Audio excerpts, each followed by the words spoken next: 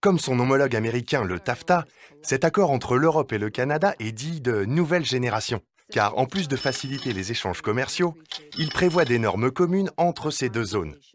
CETA, ça veut dire Comprehensive Economic and Trade Agreement, ou Accord économique et commercial global. Dit comme ça fait rêver, on achèterait presque. Mais attention, pas à n'importe quel prix, car le CETA risque de nous coûter notre démocratie, notre alimentation, notre santé, notre agriculture et le climat.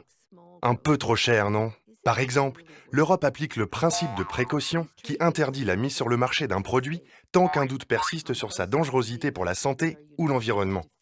C'est grâce à lui qu'on a pu réagir rapidement à l'épidémie de vache folle ou faire interdire certains antibiotiques en élevage. Le Canada applique le principe inverse. Il attend que le risque soit avéré pour interdire un produit.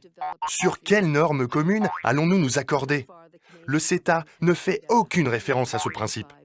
Autre exemple, l'agriculture européenne verra débarquer sur son territoire des centaines de milliers de tonnes de viande bovine et porcine, avec des exigences sanitaires et environnementales bien différentes de celles de l'Union européenne.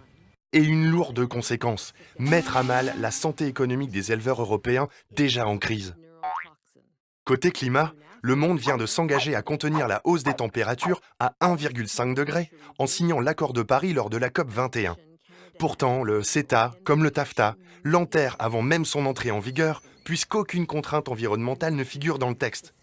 Disons donc adieu aux 100% énergies renouvelables et bonjour aux énergies fossiles, puisque demain, l'Union européenne ne pourra plus empêcher le Canada d'exporter son pétrole et son gaz de schiste. Le prix du CETA, c'est aussi un système parallèle de tribunaux privés, donc sans contrôle démocratique. Si des multinationales jugent qu'une politique publique fait obstacle à leur business, elles pourront attaquer un État très simplement en utilisant leur filiale implantée au Canada, ce qui est le cas de 80% des entreprises américaines présentes en Europe.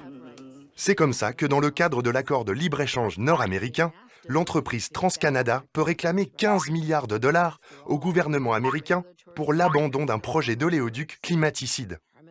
Si seulement il y avait une bonne raison de mettre en place un tel accord, mais on n'est même pas certain des retombées économiques pour l'Europe. La seule étude d'impact date de 2008 et prévoit une hausse de 0,08% du PIB, soit un gain de 2 euros par mois et par Européen d'ici 10 ans. Tout ça pour 2 euros.